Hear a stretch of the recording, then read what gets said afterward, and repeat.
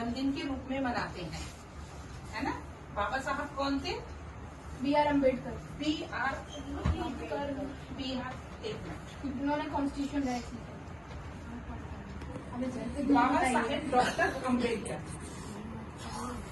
तुमने सीरियल भी देखा होगा, आजकल सीरियल भी आ रहा है उनका।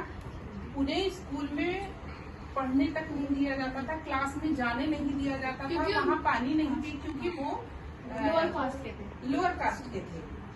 लेकिन उन्होंने जब ये देखा कि पढ़ने से मुझे वंचित किया जा रहा है, मुझे पानी नहीं पीने दिया जा रहा है, मुझे बैठने नहीं दिया जा रहा है, उन्होंने तभी ठानी, जबकि वो बहुत छोटे थे, इतने छोटे जितना मालूम, उन्होंने ठानी कि इस देश में जो ये अलग अलग बटे हुए लोग हैं, बटता कौन है? जानवर बटते हैं।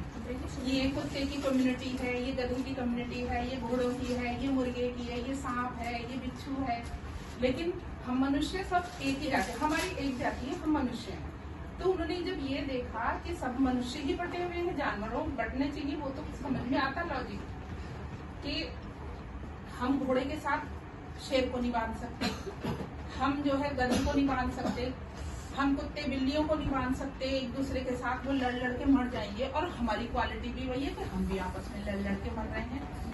तो उन्होंने छोटे से ही उनके दिमाग में जब ये आया कि मैं बड़ा होऊंगा और मैं ऐसी एक किताब बनाऊंगा, ऐसा एक ग्रंथ बनाऊंगा जिसमें सारी मनुष्य जाति एक होके बैठेगी, सब साथ पढ़ेंगे, सब साथ खाएंगे, सब साथ हंसेंगे, खेलेंगे, कूदेंगे, और सभी एक साथ अपना अपना विकास करेंगे।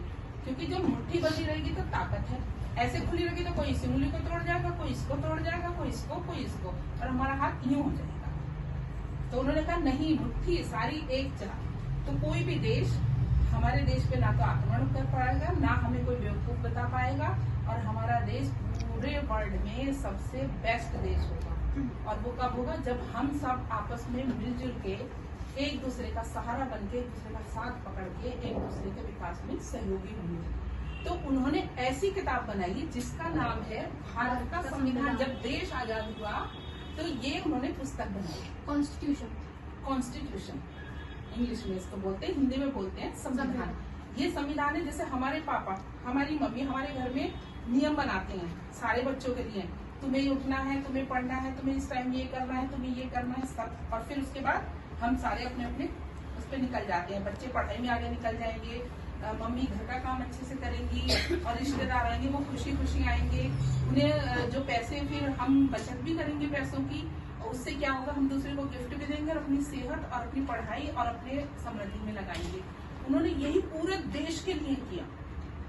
जैसे मम्मी पापा घर के लिए अपने बच्चों के लिए बेस्ट करते हैं, उन्होंने ये लिखा, इसमें पूरे नियम लिखे, और लिखने के बाद फिर बोला कि जो भी इसको फॉलो नहीं करेगा उसे कानूनन दंड मिलेगा। हिंदू कोड बिल उन्होंने महिलाओं के लिए बनाया, किसी जाति विशेष के लिए उन्होंने नहीं कहा, उन्होंने सबके लिए लिखा। उन्होंने महिलाओं के लिए, पहले महिलाएं क्या थी, उनको पढ़ने का अधिकार नहीं था, राइट टू एजुकेशन। हाँ, उनका क्या था कि शादी, एक आदमी यदि शादी करेगा तो 2-3 कितनी भी कर सकता है, और वो महिलाएं क्या होती, वो दासियों की तरह, जैसे तुमने सुना होगा कि उस राजा की इतनी रानियां थी, तो बाकी रानी क्या थी, नौकरानी थी। तो वैसे ही उन्होंने मना किया कि नहीं, एक ही शादी होगी, तलाक लिए बगैर दूसरी शादी नहीं करोगे। तलाक के भी कारण ऐसे होने चाहिए कि महिला को पूरा भरण पोषण मिलेगा।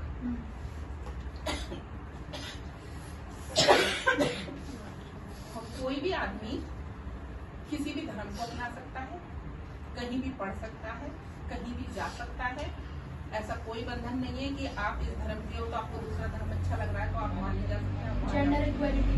जेंडर इक्वलिटी के लड़का और लड़की एक समान है, उनको दोनों को बराबर का अधिकार है। जब वो जॉब में जाएंगी महिलाएं तो उनको बराबर सैलरी मिलेगी जितनी की पुरुषों को मिलती है।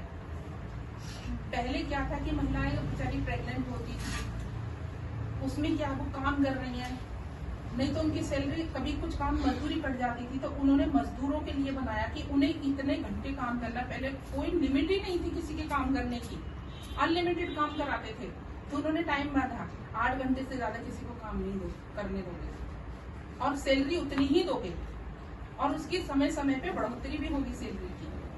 महिलाओं को बिल्कुल बराबर बिठाओगे। आज तुम सब बराबर पढ़ रहे हो ना बैठ के, पहले लड़कियों के स्कूल अलग होते थे, लड़कों के हमारे अलग अब होते थे। क्यों स्कूल बना दिए? अब सब बच्चे एक साथ, कोई असमानता नहीं है, सबकी बुद्धि ईश्वर ने एक जैसी बनाई है, सबको खाने का सबको एक जैसा है, सब खेल कूद भी सकते हैं, गा भी सकते हैं, डांस भी कर सकते हैं, साइंटिस्ट, डॉक्टर, इंजीनियर कुछ भी बन सकती हैं लड़कियां।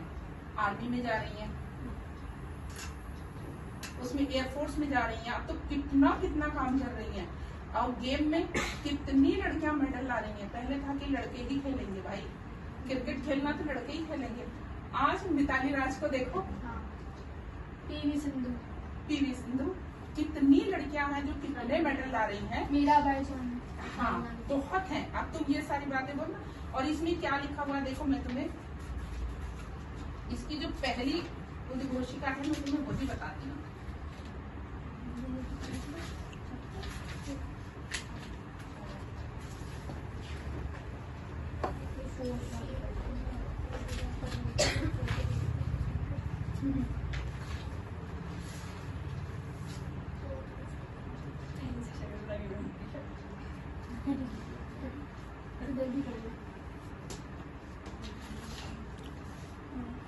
अभी पॉज कर देना इसको।